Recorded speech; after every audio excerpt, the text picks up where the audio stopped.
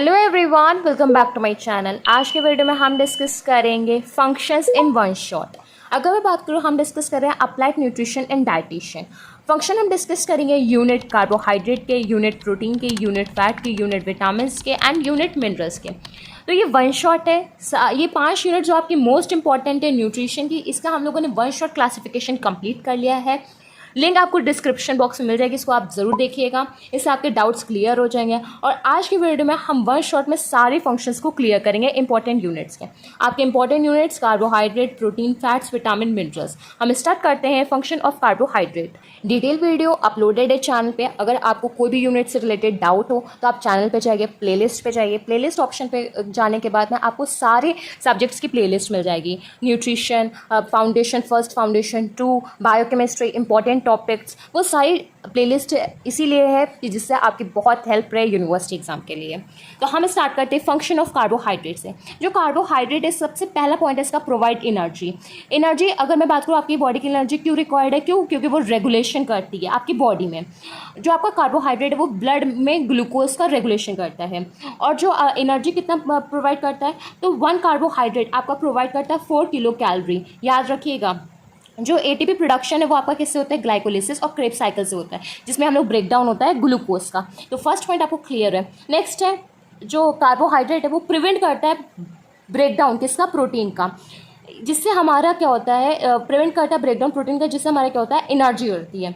Next है fat metabolism. जो carbohydrate है उसकी वजह से फैट मेटाबॉलिज्म होता है, तो हमारी बॉडी में जो है वो फैट एक्यूमुलेशन नहीं हो पाता है। इनफ एनर्जी जो रहती है वो एक्स्ट्रा स्टोर रहती है आपकी किसमें? फैट में।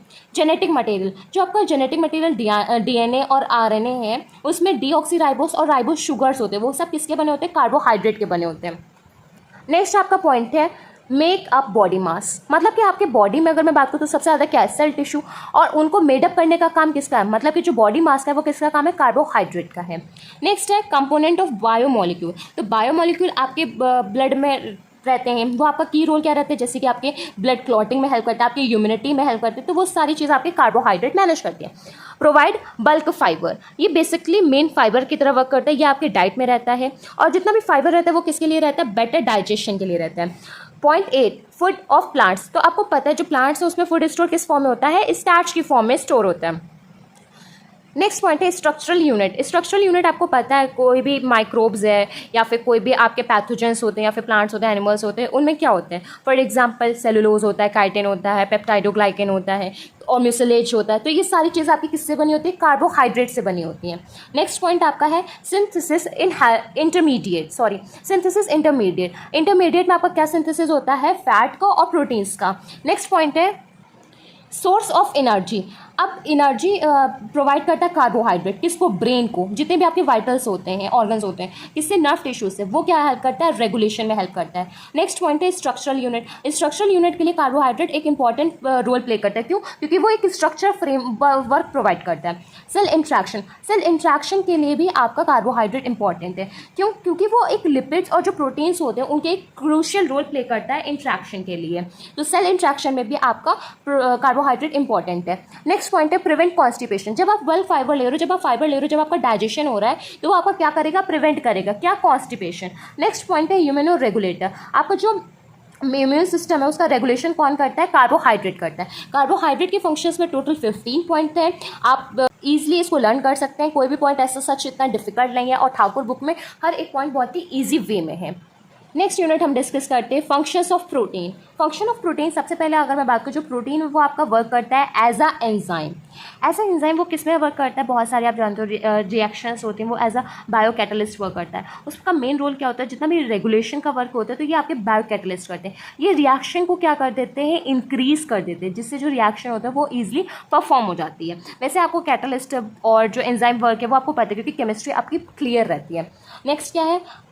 जो प्रोटीन है वो एज अ हार्मोन भी वर्क करते हैं। एज अ हार्मोन, अब जो हार्मोन होते हैं जिनका आपकी बॉडी में बहुत सारे हार्मोन हैं, अब वो हार्मोन जो भी होते हैं उनका मेन किससे बने होते हैं? प्रोटीन से बने होते हैं। फॉर एग्जांपल सोमैटोट्रोपिन, तो ये ग्रोथ हार्मोन है। इंसुलिन, ये रेगुलेट क्या करता है? Metabolism of glucose. तो ये सारे प्रोटीन्स आपके फंक्शन करते हैं हार्मोन की तरह।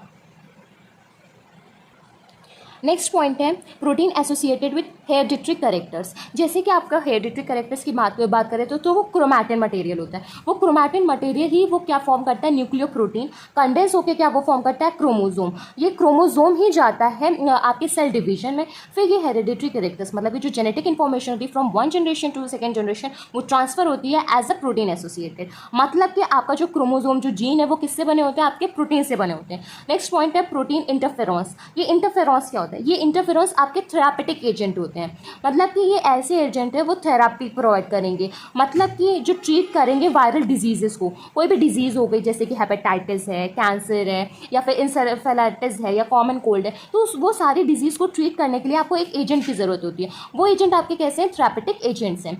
नेक्स्ट पॉइंट है प्रोटीन्स एंड प्रोटेक्शन। अगर मैं बात करूँ प्रोटीन एंड प्रोटेक्शन की, तो जैसे आपका प्रोटीन है, प्रोटेक्टिव प्रोटीन में आपका एग्जांपल आएगा इम्यूनोग्लोबिन। ये आपकी बॉडी को प्रोटेक्ट करता है। किससे प्रोटेक्ट करता है, फॉरेन बॉडी से प्रोटेक्ट करता है। ये आपके क्या है, प्रोटेक्टिव प्रोटीन, जो आपके प्रोटेक्शन में बिल्कुल आपके लिए हेल्पफुल रहते हैं। आप आपकी फॉरेन बॉडीज़ के लिए अगेंस्ट में एंटीबॉडीज़ तो वर्क करती हैं, तभी तो एंटीजन एंटीबॉडीज़ रहता है। जब आपको कभी भी चोट लगती है, इंजरी होती है, तो आपकी जो ब्लड प्रोटीन्स है, ब्लड में प्रोटीन्स पाई जाती है जैसे कि थ्रोम्बिन एंड फिब्रिनोजन, ये प्रिवेंट करती है ब्लड लॉस को। ज़्यादा से ज़्यादा ब्लड ना लॉस हो इसलिए वो ब्लड क्लॉट कर देती है। तो वहाँ पे एक ब्लड क्लॉट होने के बाद ही वुंड हीलिंग स्टार्ट होती है। तो वो चीज़ भी किससे होती है, एक प्रोटीन से होती है। नेक्स्ट पॉइंट है प्रोटीन एंड बायोकेमिकल इंडिविजुअलिटी। अगर मैं बात करूँ, जो प्रोटीन है वो एक स्पेसिफिक कैरेक्टर शो करता है हर एक लिविंग ऑर्गेनिज्म और स्पीशीज़ में। जैसे कि स्पेसिफिक प्रोटीन हमारे में क्या है, एंटीजन है जो सरफेस ऑफ सेल पे जान जाता है। जब हम लोग ब्लड ट्रांसफ्यूजन करते हैं, जो ब्लड है वो ट्रांसफ्यूट नहीं होता है दूसरे स्पीशीज़ का। क्यों, क्योंकि हम लोगों के जो प्रोटीन होते हैं अब प्रोटीन के हिसाब से हम लोगों का मैच करता है। नेक्स्ट पॉइंट है हमारा 7th पॉइंट ट्रांसपोर्ट। जब हमारे कोई प्रोटीन होते हैं बाइंड कर जाते तभी वो ट्रांसपोर्ट करते हैं। जैसे कि फ्री फैटी एसिड मॉलिक्यूल है, जब बाइंड करते हैं सीरम एल्बुमिन से तभी ट्रांसपोर्ट हो पाता है एडिपोज टिश्यू से अदर बॉडी सेल में। तो ये क्या है, एक ट्रांसपोर्ट के लिए पॉइंट है। नेक्स्ट है टॉक्सिन। ऐसा नहीं है कि प्रोटीन आपका टॉक्सिन वर्क नहीं करेगा, प्रोटीन आपका एज अ टॉक्सिन भी वर्क करेगा। अब टॉक्सिन में कैसे है, अब जैसे कि आप स्नेक वेनम को जानते हो कितना टॉक्सिक होता है, तो स्नेक वेनम आपका एक एग्जांपल आएगा प्रोटीन टॉक्सिन में। कॉन्ट्रैक्शन, जो आपके मसल्स कॉन्ट्रैक्शन होते हैं, मसल्स में आपके कॉन्ट्रैक्शन में सबसे ज़्यादा काम क्या आता है, एक्टिन और मायोसिन का। तो ये एक्टिन मायोसिन क्या है, एक प्रोटीन का बना है जो कि आपके मसल्स कॉन्ट्रैक्शन में काम आता है। मूवमेंट, जब आप लोकोमोटरी मोशन करते हो, जैसे कि आपके जो ऑर्गेनिज्म होते हैं माइक्रो ऑर्गेनिज्म, जिसमें सीलिया, फ्लैजुला, पिलाइस प्रेजेंट होते हैं और उसका क्लासिफिकेशन भी होता है जैसे कि ट्राइकोस ए, ट्राइकोस, एम्फीट्राइकोस, पेरीट्राइकोस। ये आप माइक्रोबायोलॉजी में पढ़ोगे थर्ड सेम में बहुत डिटेल में। तो उसमें मूवमेंट के लिए भी ये सारी चीज़ की ज़रूरत होती है। जो सीलिया, फ्लैजुला होता है, ये सारी चीज़ आपकी किससे बनी होती है, प्रोटीन से बनी होती है। नेक्स्ट क्या है, रिसेप्टर प्रोटीन। तो रिसेप्टर प्रोटीन का मतलब होता है जो सेल की सरफेस पे रिसेप्टर प्रेजेंट होते हैं जो रिसीव करते हैं स्टिमुलस को, कहाँ से, एनवायरमेंट में। वो सब किसके बने होते हैं, आपके प्रोटीन के बने होते हैं। नेक्स्ट प्रोटीन का पॉइंट है वो स्ट्रक्चरल मटेरियल की तरह रहता है। तो स्ट्रक्चरल मटेरियल आपको क्लियर है कि अब जैसे कि हेयर है, नेल्स है, स्किल्स है, तो इन सब में एक केराटिन प्रोटीन रहता है। अब आपके जो प्रोटीन है वो इंटीग्रल पार्ट में मेम्ब्रेन्स पे प्रेजेंट है। क्यों, वो एज अ प्लाज्मा मेम्ब्रेन रहता है। कनेक्टिव टिश्यूज़ में रहता है कैसे, फाइब्रस प्रोटीन के फॉर्म में। कार्टिलेज और बोन मैट्रिक्स में रहता है कैसे, कॉन्ड्रिन और प्रोटीन फॉर्म में रहता है। तो प्रोटीन आपका कैसे स्ट्रक्चरल मटेरियल, आपके हेड टू टो अगर आप देखते हो तो आपको प्रोटीन मिलेगा। नेक्स्ट पॉइंट है सेल सिक्रीशन। सेल सिक्रीशन में भी आपका प्रोटीन रहता है। सेल क्या सिक्रीट करता है, म्यूकस। म्यूकस में आपका होता है ग्लाइकोप्रोटीन। ग्लाइकोप्रोटीन मतलब प्रोटीन। नेक्स्ट है स्पेशल सिक्रीशन। स्पेशल सिक्रीशन का मतलब होता है जो आपके फिब्रोइन प्रोटीन होते हैं वो सिक्रीटेड होते हैं किससे, स्पाइडर से। जो स्पाइडर और सिल्क वॉर्म है वो एक स्पेशल प्रोटीन को सिक्रीट करते हैं, उसको हम लोग कहते हैं फिब्रोइन। एक ये थिक सॉल्यूशन होता है जो कि एक वीविंग में काम आता है, बुनने के काम आता है। नेक्स्ट है स्टोरेज प्रोटीन। तो स्टोरेज के लिए अगर मैं बात करूँ तो स्टोरेज प्रोटीन आपका एग्जांपल आएगा जो आपके रिजर्व फूड्स होते हैं। एग्जांपल है एग एल्बुमिन। एग एल्बुमिन भी आपका एक प्रोटीन का एग्जांपल आता है और वो क्या होता है, एक स्टोर्ड फॉर्म में फूड रहता है। रेगुलेटरी प्रोटीन जो आपका रेगुलेट करते हैं आपकी एक्टिविटीज़ को। एक्टिविटीज़ आपकी किस में आती है, फिजियोलॉजिकल में आती हैं। जो आपकी सेलुलर एक्टिविटीज सेल की मेंटेन करता है वो क्या होता है, आपका प्रोटीन होता है। टोटल प्रोटीन में 16 पॉइंट्स हैं और हमने हर एक पॉइंट को डिस्कस कर लिया। नेक्स्ट अब हम डिस्कस करेंगे फंक्शन ऑफ फैट्स। सबसे पहला फंक्शन है स्टोरेज का। आपकी बॉडी में फैट स्टोर होता है in the form of triglycerides. Next है एनर्जी सोर्स। जो फैट है वो एनर्जी प्रोवाइड करता है। फैट आपको सबसे ज़्यादा एनर्जी प्रोवाइड करता है, 9 किलो कैलोरी। अब इसका मतलब क्या है, जो आपके कार्बोहाइड्रेट और जो प्रोटीन है वो आपको 4 किलो कैलोरी एनर्जी प्रोवाइड कर रहे थे, राइट। और जो आपका फैट है वो आपको 9 किलो कैलोरी एनर्जी प्रोवाइड कर रहा है, मतलब कि वो 2 टाइम्स मोर एनर्जी प्रोवाइड कर रहा है, किससे? आपको प्रोटीन से और कार्बोहाइड्रेट्स। इस लाइन का बस इतना सा मतलब था, इसीलिए मैंने आपको सिंपली एक्सप्लेन कर दिया कि कार्बोहाइड्रेट प्रोटीन आपको 4 किलो कैलोरी दे रहे थे, जो आपको फैट है वो 9 किलो कैलोरी एनर्जी देता है। आप जो आपका फैट है वो आपकी सेल मेम्ब्रेन में हेल्प करता है। सेल मेम्ब्रेन किसकी बनी होती है? फॉस्फोग्लिसराइड्स की बनी होती हैं। ये सारी चीज़ आपकी किसकी होती है? आपकी फैट्स की बनी होती है। नेक्स्ट है मेम्ब्रेन परमियाबिलिटी। मेम्ब्रेन परमियाबिलिटी के रेगुलेशंस के लिए आपको फैट की नीड होती है। विटामिन, अब विटामिन में आप कैसे कह सकते हैं फैट का यूज़ आ रहा है? कैसे नहीं आएगा? क्यों? क्योंकि विटामिन भी तो फैट सॉल्युबल होते हैं, जैसे कि vitamin A, vitamin D, vitamin E, vitamin के। तो ये सारे विटामिन आपके कैसे हैं? फैट सॉल्युबल है, ये एब्जॉर्ब करते हैं फैट को। नेक्स्ट है आपका इलेक्ट्रिकल इंसुलेशन। इलेक्ट्रिकल इंसुलेशन के लिए आपका कौन हेल्प करता है? फैट हेल्प करते हैं। कैसे? ये आपके नर्व फाइबर्स में है, जहाँ पे जो माइलिन शीट होती है वो क्या कंटेन करती है? लिपिड्स को कंटेन करती है। नेक्स्ट है एंजाइम सिस्टम्स। एंजाइम सिस्टम में आपके कंपोनेंट होते हैं, कंपोनेंट में ही आपका एक पार्ट आ जाता है फैट का। नेक्स्ट पॉइंट है सेलुलर मेटाबॉलिक रेगुलेशन। रेगुलेशन में कैसे रेगुलेट करता है ये? जैसे कि आप जानते हैं प्रोस्टाग्लैंडिन, ये एक प्रोस्टाग्लैंडिन या फिर स्टेरॉइड हार्मोन, ये एक सेलुलर मेटाबॉलिक रेगुलेटर की तरह वर्क करता है।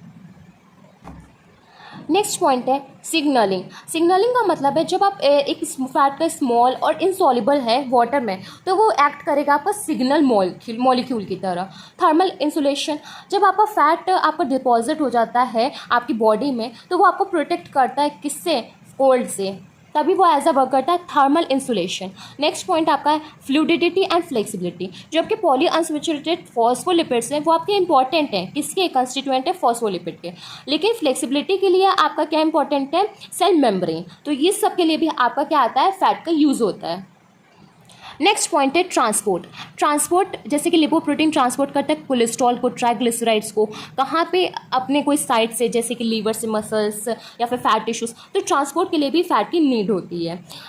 Initial fatty acid, initial fatty acids के आपको पता है कितने ज़्यादा आजकल यूज़ है। क्यों? क्योंकि वो आपकी डिजीज़ कंडीशन को लोअर कर रहे हैं।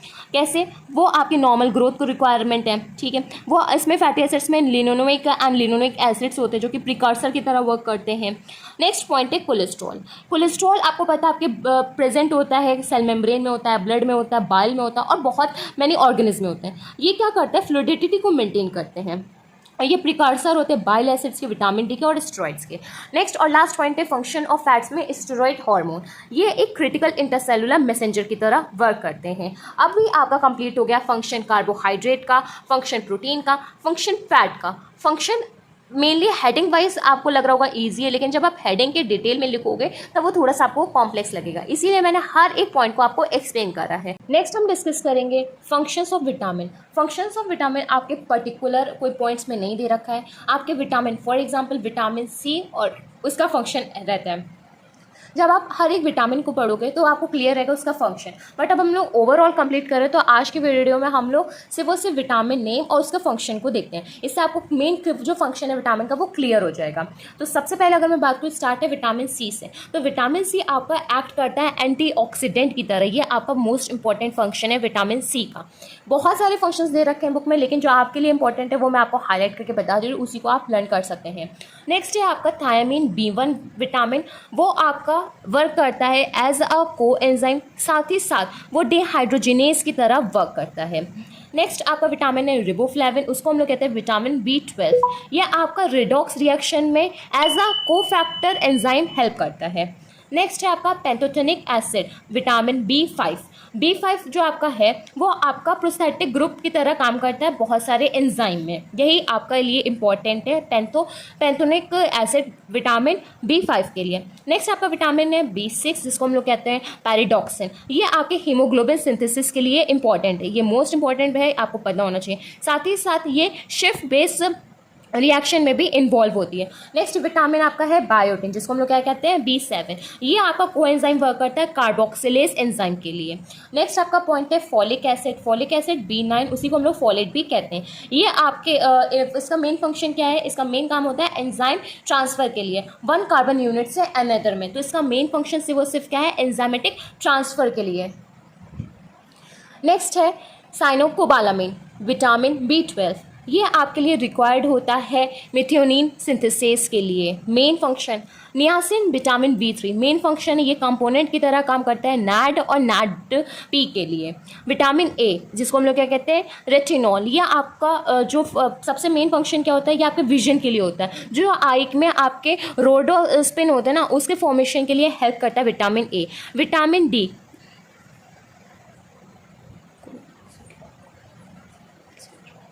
Split vitamin D cholecalciferol split vitamin D cholecalciferol, इसमें क्या होता है, इसका मेन फंक्शन होता है ये रेगुलेशन करता है ब्लड में लेवल को, कौन से लेवल में मेंटेन करता है, कैल्शियम को, फॉस्फेट को।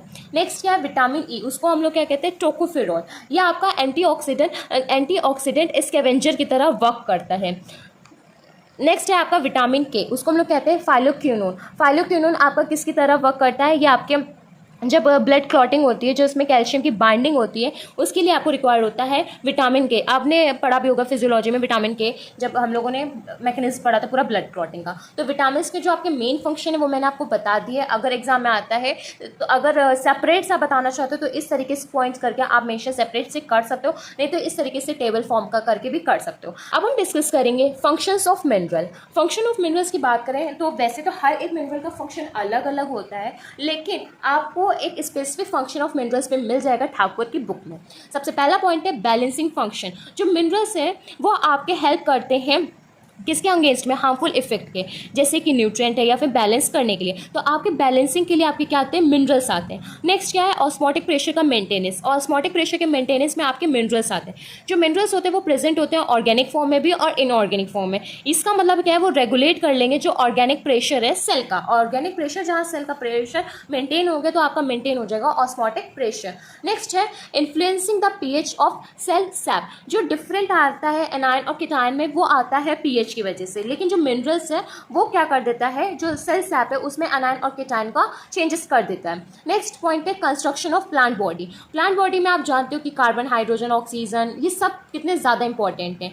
यही एक प्लांट बॉडी का कंस्ट्रक्शन मेन होता है। तो इन सब में अगर मैं बात करूँ तो इन सब के क्या इंपॉर्टेंस है, मिनरल्स इंपॉर्टेंट है। मिनरल है तभी तो कंस्ट्रक्शन इंपॉर्टेंट है। ये सारी चीज़ आपकी किस में आती है, मिनरल्स में आती हैं। नेक्स्ट है कैटालिसिस ऑफ बायोकेमिकल रिएक्शन। अगर आपने बहुत सारी रिएक्शंस देखी होंगी जिसमें आप मिनरल्स का यूज़ करते हो, वो वर्क करके एज अ बायो कैटालिस्ट, तो उस रिएक्शन में भी आप मिनरल्स को यूज़ करते हो। नेक्स्ट है इफेक्ट ऑफ टॉक्सिसिटी। टॉक्सिसिटी में भी आपका मिनरल ही यूज़ होता है। जैसे कि टॉक्सिक इफेक्ट आता है आपका प्रोटोप्लाज्मा, जब वो एक स्पेसिफिक कंडीशन में होता है। फंक्शन ऑफ मिनरल्स में बस इतना ही। जो फंक्शंस है वन शॉट की वीडियो वो आज आपकी कंप्लीट।